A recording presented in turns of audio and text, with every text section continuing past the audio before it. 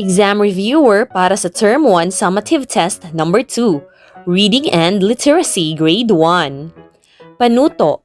Basahin ang mga tanong at piliin ang titik ng tamang sagot.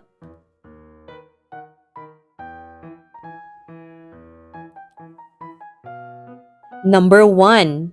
Maagang nagpunta si nanay sa palengke. Namili siya ng masusustansyang pagkain para sa kaniyang pamilya. Sino ang tauhan sa talata? A. Nanay. B. Basket. C. Palengke.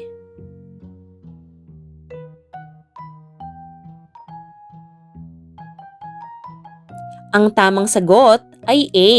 Nanay. Number 2. Ano ang tawag sa mga salitang tumutukoy sa ngalan ng tao, bagay, hayop at lugar? A. Pang-uri. B. Salitang patanong. C. Pangalan.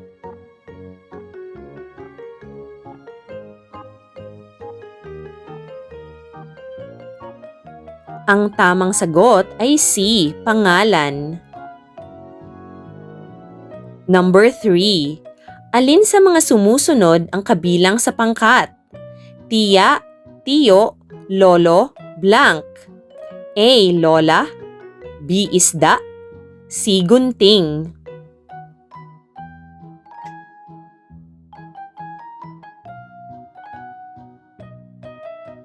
Ang tamang sagot ay A. Lola. Number 4. Anong uri ng pangalan ang ipinapakita sa larawan? A. Bagay. B. Tao. C. Hayop.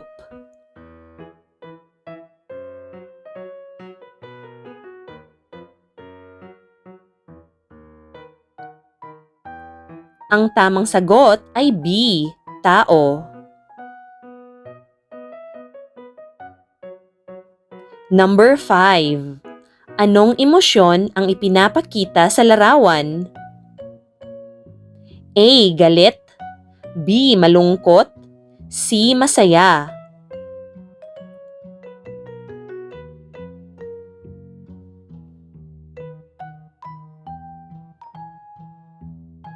Ang tamang sagot ay C. Masaya.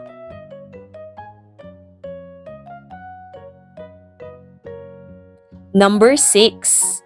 Kaarawan ni Lyra. May handa siya at may mga regalo. Ano kaya ang damdamin ni Lyra? A. Masaya. B. Naiinis. C. Malungkot.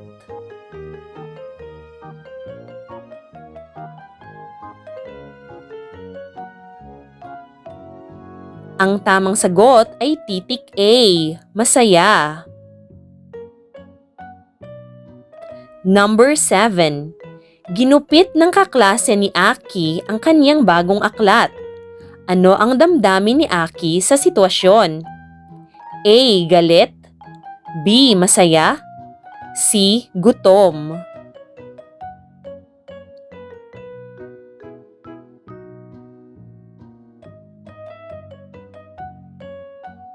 Ang tamang sagot ay A.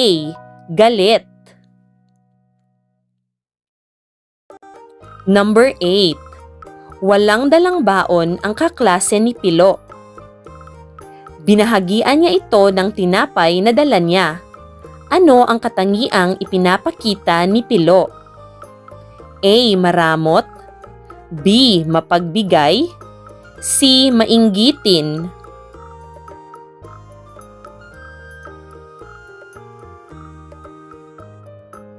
Ang tamang sagot ay titik B. Mapagbigay. Number 9. Si Ted ay isang batang tigreng palaging takot. Takot siya sa mga insekto. Takot siya sa gubat. Takot siya sa kulog at kidlat. Ano ang katangian ni Ted? A. Masayahin. B. May tiwala sa sarili. C. Matatakutin.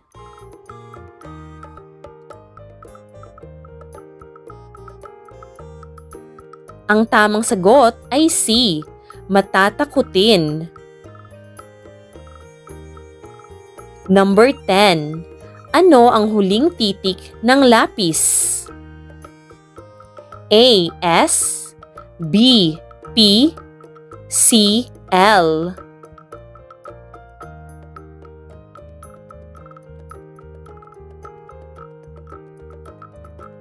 Ang tamang sagot ay A.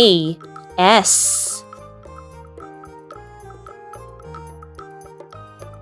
Number 11.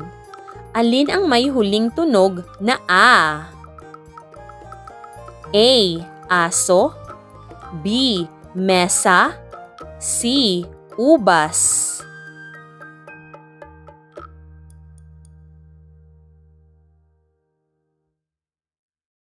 Ang tamang sagot ay B. Mesa.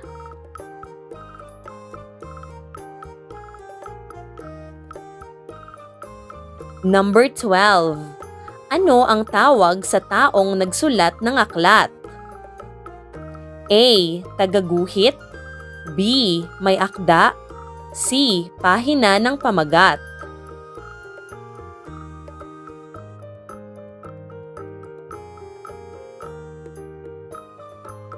Ang tamang sagot ay titik B. May akda. Number 13. Ang mga larawan sa pahina ng pamagat ay tinatawag na patlang. A. May akda. B. Ilustrasyon. C. Pamagat.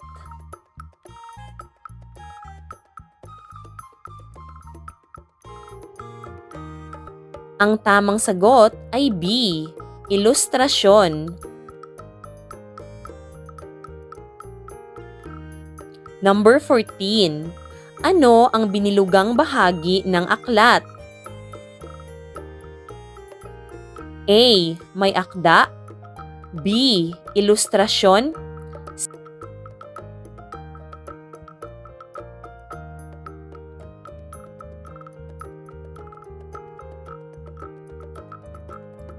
Ang tamang sagot ay C. Pamagat. Number 15. Aling larawan ang nagsisimula sa titik T? A. Tigre. B. Relo. C. Isda.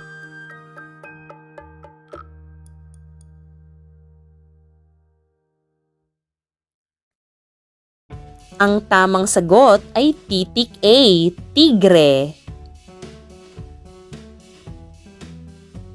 Number 16. Ano ang unang titik ng salitang nasa larawan? A. Y. B. O. C. T.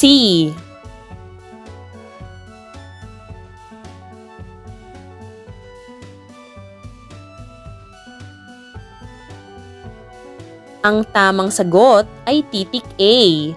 Y. Number 17. Aling larawan ang nagsisimula sa titik R? A. T-shirt. B. Tasa. C. Regalo.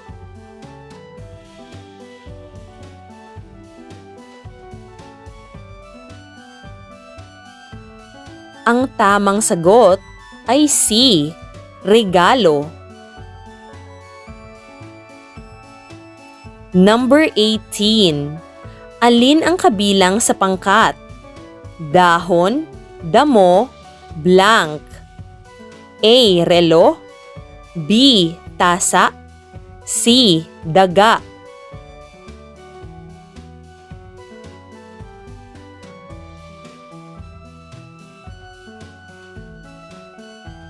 Ang tamang sagot ay C.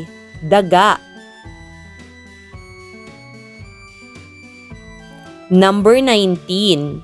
Alin sa mga sumusunod ang titik na may tunog na D? A. D. B.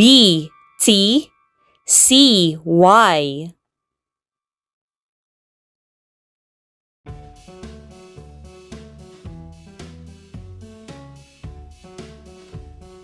Ang tamang sagot ay A, titik D. Number 20. Ano ang unang tunog ng salita ng nasa larawan? A, Y, B, P, C, I.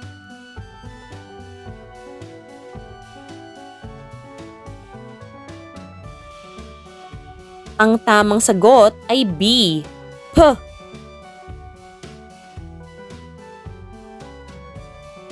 Number 21. Ano ang nawawalang titik? Blank, ipin. A, N, B, I, C, N, G.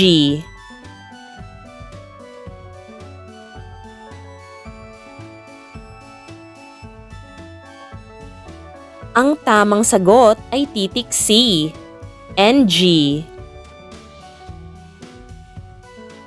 Number 22. May dalang lobo si Rina. Nakasalubong niya ang isang aso. Tumahol ang aso.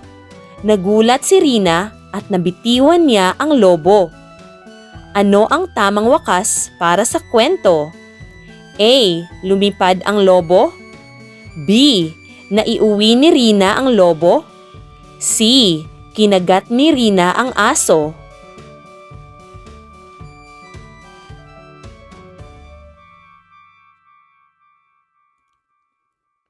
Ang tamang sagot ay titik A. Number 23. May pagsusulit ang klase. Hindi nag-aral si Jojo. Wala siyang naisagot. Ano ang huling mangyayari sa kwento? A. Mataas ang score ni Jojo. B. Bumagsak siya sa pagsusulit. C. Nakatanggap ng gantimpala si Jojo.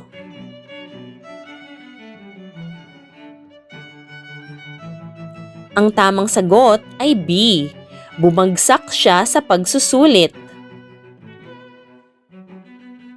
Number 24. Pagmasdan ang halimbawa. Anong titik ang pinalitan upang mabago ang salita? Paso, puso. A, B, P, C, S.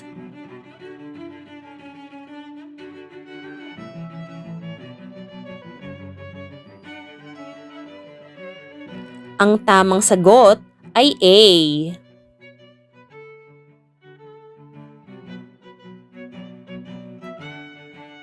Number 25. Anong bagong salita ang mabubuo kung ang salitang aso ay lalagyan ng B sa unahan?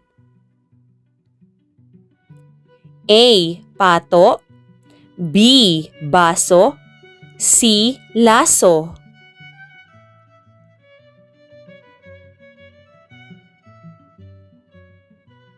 Ang tamang sagot ay B.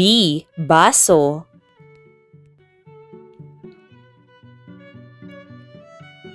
Number 26. Anong titik ang ipinalit sa M upang mabuo ang salitang apa mula sa ama? Ama, apa. A, B, O, C, P.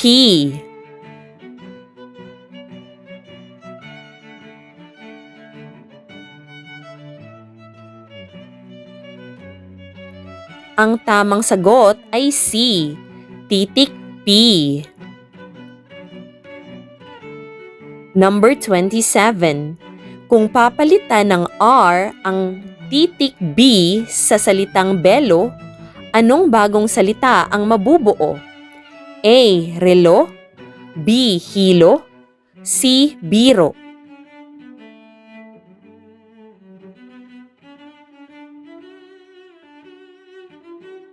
Ang tamang sagot ay A. Relo. Number 28. Kumain si Riri ng maraming candy. Sumakit ang ngipin niya. Nagpunta siya sa dentista. Ano ang problema ni Riri? A. Masakit ang ngipin niya. B. Marumi ang damit niya. C. Wala ang dentista.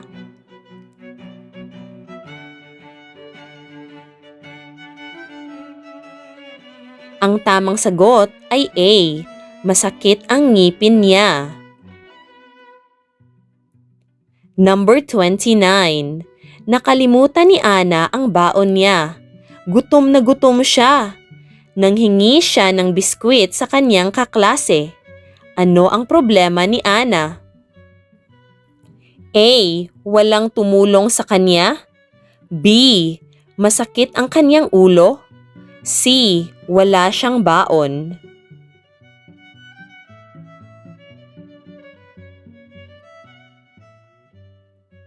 Ang tamang sagot ay C. Wala siyang baon. Number 30. May pagsusulit ang klase. Nabali ang lapis ni Ben. Nanghiram siya ng lapis sa kanyang kaklase. Ano ang solusyon sa kwento? A. Nanghiram siya ng lapis. B. Nabali ang lapis niya. C. Umiyak siya.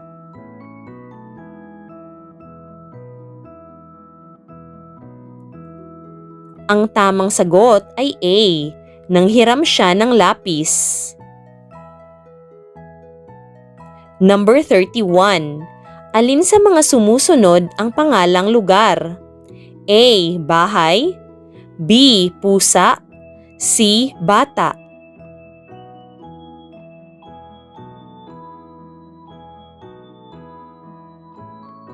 Ang tamang sagot ay A.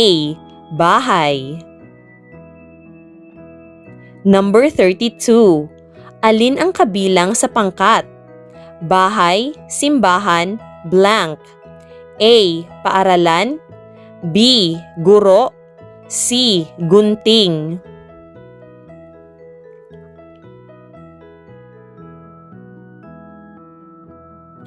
Ang tamang sagot ay A. Paaralan. Number 33. Ilang pantig ang nasa salitang sala? A. 3. B. 2. C. 1.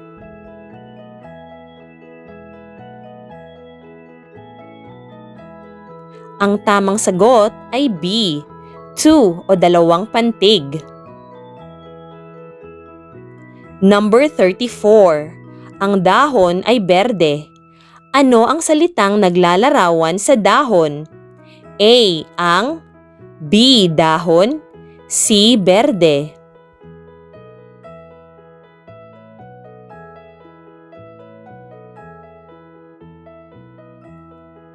Ang tamang sagot ay C. Berde. Number 35. Alin ang salitang naglalarawan sa imahe?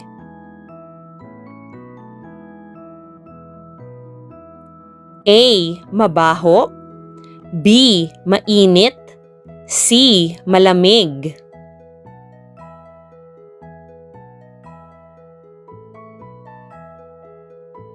Ang tamang sagot ay B. Mainit.